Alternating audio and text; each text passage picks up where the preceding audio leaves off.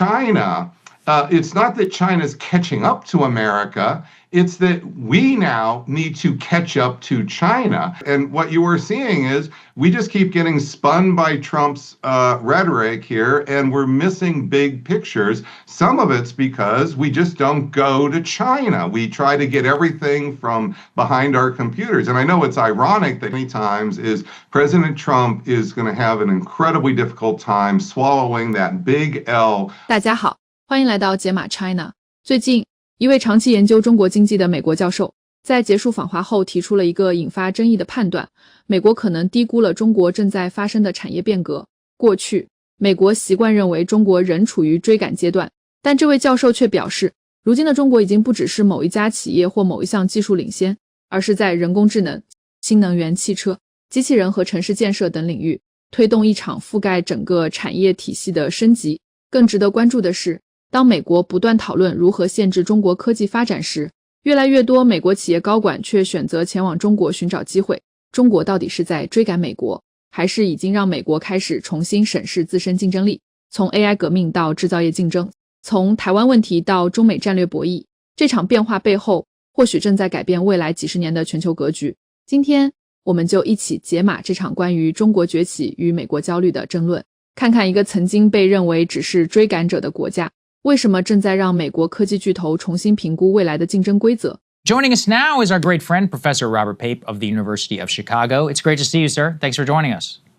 Thanks for having me. All right, so Professor, originally we're going to talk about Iran. However, you sent along some slides that you've put together from your most recent travels to China. We just spoke with a journalist about what happened, or what's going to happen in this summit, but you have a little bit more of an interesting and more in-depth view. So let's go ahead and start with some of these and put these slides up here on the screen, and you can tell us a little bit about what we're seeing. So the most important thing that's going to come out of this trip is the world is about to rediscover China in ways they are going to be blown away.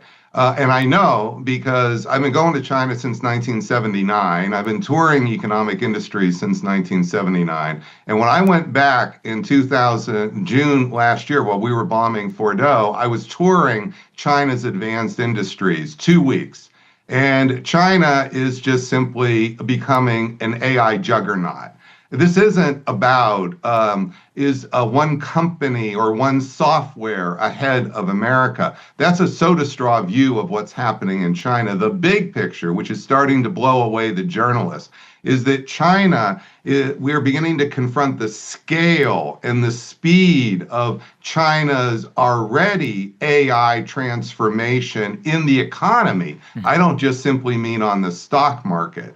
And so what China is doing is they are massively integrating AI, electrification, robotics, infrastructure in cities, and manufacturing to uplift whole regions, not just simply small areas or small cities.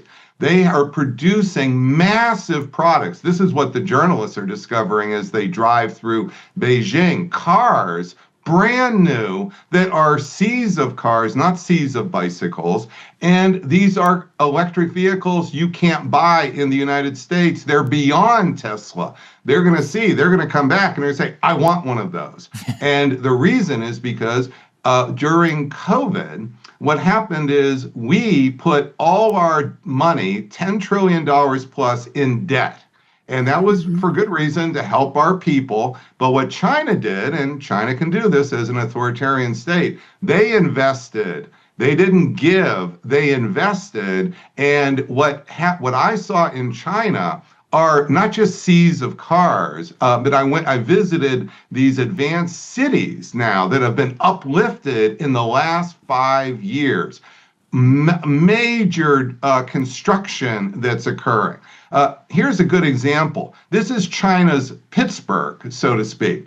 And in 2015, when I was last there, it looks like Pittsburgh. Now, this is like a version of, Wuhan calls it their Optics Valley after Silicon Valley. These are advanced AI-driven laser robotics that are just uplifting the entire city of 10 million people. Because it's not just about building a company, they're integrating all this citywide. So there's massive construction going on.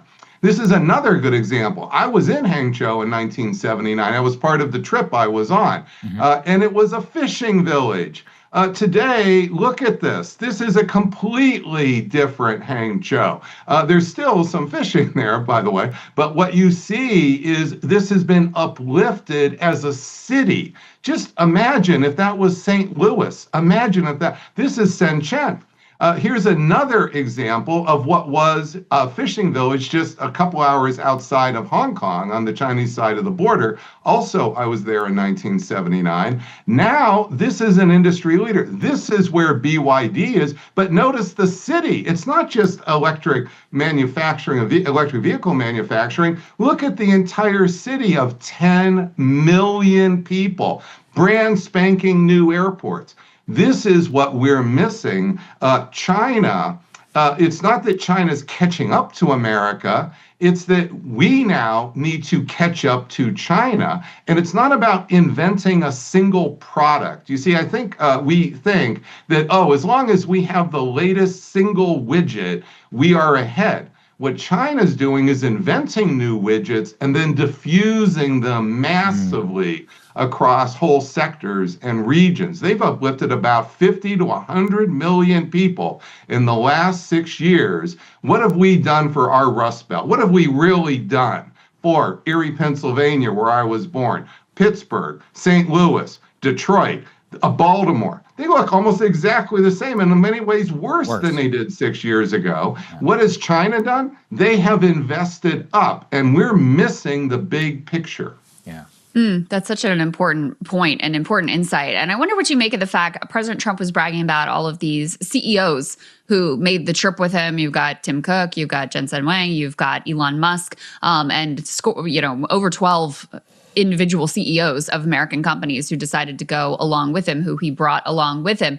What do you make of that decision, and what do you think that indicates about what he's hoping to get out of this trip? This slideshow you just showed, and I have a lot more, puts everything in a new light. Those tech bros are going because they're falling behind. They want to catch up. Elon Musk is getting beat out by BYD. He's going to try to find how can he get in on the electric panels that are we need for AI, we need massive electricity. What is China doing? They are producing massive solar power. And that will help the planet, but that's not why they're doing it. They're not selling it to help the planet. They're selling it to beat America and jettison above America. And those tech bros are going because they're falling behind. They don't want to admit it. They want to pretend, just like Trump victory talk. Same thing's been going on here. We are falling behind, and COVID was the hinge, and hardly anybody has been to China since COVID. I know, because when I used to go to China, I was surrounded by what? Americans. I go last June. There's no Americans. I mean, there are a few, but you could hardly find them. When was the last time a politician went to China? Gavin Newsom went about 18 months ago for 3 days. Okay. Wow. He went to BYD for 3 days, and there's still a video of it. That's it. And I came back. I tried to get a lot of politicians. I'm sorry to say, I tried to get journalists interested.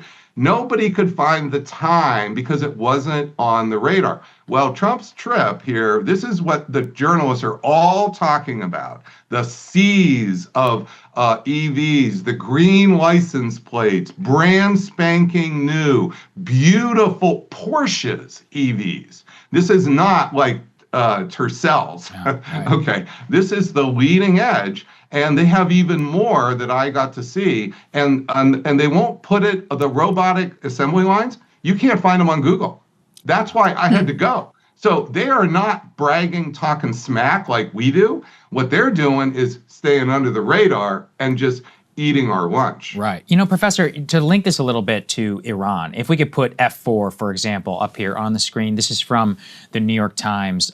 New classified military intelligence assessments from earlier this month show Iran has regained access to most of its missile sites, launchers, underground facilities. U.S. intel assesses Iran has restored operational access to 30 of the 33 missile sites it maintains along the Straits of Hormuz, and that 90% of their Iranian underground missile sites are partially or fully operational. We just spoke with Andy Brown from Semaphore. He made clear Xi Jinping's number one priority, 1, 2, and 3, out of this trip is something on Taiwan. Not necessarily a total change in the status quo, but trying to pierce the armor of the American view of Taiwan and his own Taiwan problem. It seems to me an American president has never met with a Chinese or even any counterparty in an instance in the midst of such a tremendous strategic defeat like what we have just suffered. And how that's going to shift the trip, I mean, I'm not exactly sure, not just because of what you're talking about their ascendance, but of our own weakness, of the relative weakness in a moment like this at the time of their meeting. I'm just curious. Let me just make 2 points here, 3. So first, on your show a couple weeks ago, I said this is going to be scary for America because he's about to go in this position of strategic defeat. She's got all the cards. He's going to want concessions on Taiwan. So this was number one, absolutely predictable. Number 2, if you look at that intel assessment, so what has happened with America's bases? It's not that we didn't refurbish anything. Those are bases basically 30 years old, 20 years old. We're still living in the 90s, a lot of the way like we're living in the Rust Belt in the 90s. Good point. Point number 3, imagine what's going to happen now with this emerging alliance. Remember, I'm talking about China, Iran emerging as the fourth center of world power in concert with Russia and with China. Start to imagine even a trickle of China's AI that we're now seeing diffusing here in the electric vehicles and robotic assemblies, any of that going to Iran. And Iran can take advantage of it here. So this is the future here that we're going to contend with. We're still basically stuck in equipment, in basing structures that are 20 years out of date. With COVID, there was a hinge. And China used COVID to jettison ahead in AI, not inventing a single product, but in diffusing this and integrating this across whole sectors. This could be Iran in the coming years. Yeah. Wow, that is very fascinating to think about. And Trump tried to downplay the Iran aspect of what would be discussed with China, saying, I don't think that's going to be a big part of it. What do you make of China's view on our attack on Iran, on the Iran war? Trump loves to point out that they get a lot more of their oil through the Strait of Hormuz, which is true, than we do. So they certainly are impacted by it. Of course, China is a nation that does a lot of trade with the world. So anytime that trade flows are impacted, that's going to be something that they pay close attention to. So what do you think will be said and discussed with regard to the Iran war on this trip? Yeah, so a couple points. First, notice that Trump is the master of sleight of hand like a magician. That stat that you just said is not false, but it's out of the larger context he doesn't want you to focus on like a magician. The bigger context is China has been weaning itself off of oil over the last decade. Only 20% of its energy needs now, 20% are met with oil, and only 38% of that come from the Persian Gulf. So last summer when I was visiting those advanced industries, the business people were telling me in the dinners that, they may suffer 1% or 2% here or there loss of GDP. But the fact of the matter is their whole business plan is built around Asia. It's built around, this will create opportunities for them to buy things and get deals on the cheap. They're more likely to jettison ahead as a result of this. Well, America gets sunk here. And what you are seeing is we just keep getting spun by Trump's rhetoric here, and we're missing big pictures. Some of it's because we just don't go to China. We try to get everything from behind our computers. And I know it's ironic that here I am, a professor, spend most of my life behind a computer, and I'm telling journalists and I'm telling politicians, you've got to get out and meet people and see the real world.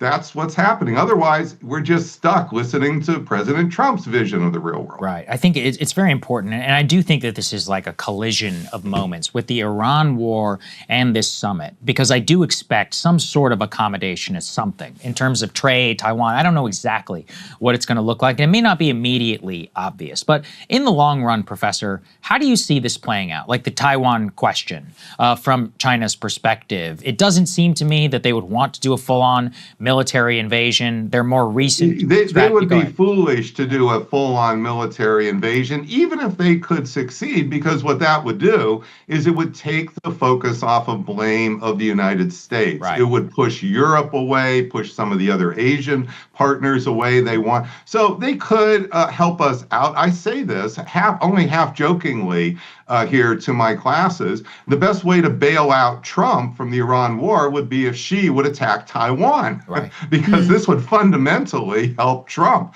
And maybe he's going to try to tickle Xi and say, don't you want to do this?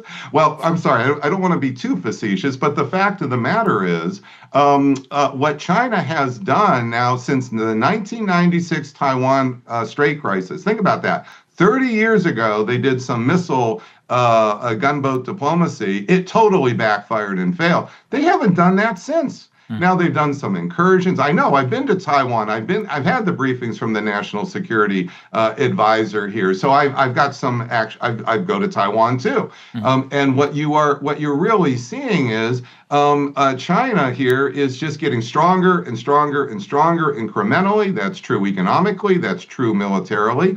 And at some point, Taiwan may just fall in their lap. They may not have to actually use military force. And we've run out of all of these boutique missiles. There's so many of them. We're really hurting now in terms of supporting Taiwan. What's keeping Taiwan afloat is its actual Taiwanese military power, which is not trivial here. They have months they could hold out against China on its own. But whether America is the cavalry that would come to the rescue after, say, 4 or 5 months of a blockade against Taiwan, that's an open question at this point, and Xi sees it. Yeah. And finally, we can't have you here without asking you a little bit directly about the Iran war. What's your sense of where we are, and are things just sort of on pause right now while Trump makes this trip? And do you feel that the pressure is continuing to build on him to take some sort of action? Yeah, this is a lull before a likely storm. We just don't know whether that storm is going to be, sort of a cloudburst, or it's going to be a hailstorm. And the issue here we've talked about many, many times is President Trump is going to have an incredibly difficult time swallowing that big L on him, which will, as bad as you think his political prospects are now, he's still got a large part of MAGA behind him. And they will be even more behind him as they get into the midterms. However, if he accepts the loss and really just says, yep, you're right, I've got to stand aside while Iran gets a nuclear weapon, think about that, because that's what the real future is here, then a lot of even MAGA is going to lose confidence in the great leader because that great leader isn't so great anymore. So this is where the real problem of the trap is.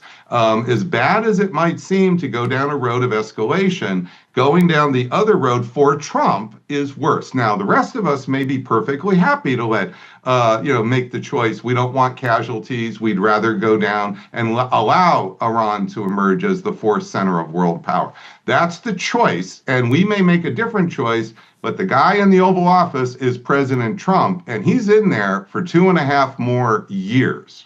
这场讨论听下来，有一个问题或许更值得思考，美国真正担心的究竟是中国某一项技术的突破，还是一个完整产业体系正在发生变化？过去，全球竞争更多围绕单个企业、单项技术展开，但如今，人工智能、新能源汽车、机器人和制造业正在形成新的竞争格局。当中国不断推进产业升级，美国又该如何重新定位自己的优势？这场较量可能才刚刚开始。未来，中美之间究竟会走向更多合作，还是更加激烈的竞争？现在仍没有答案。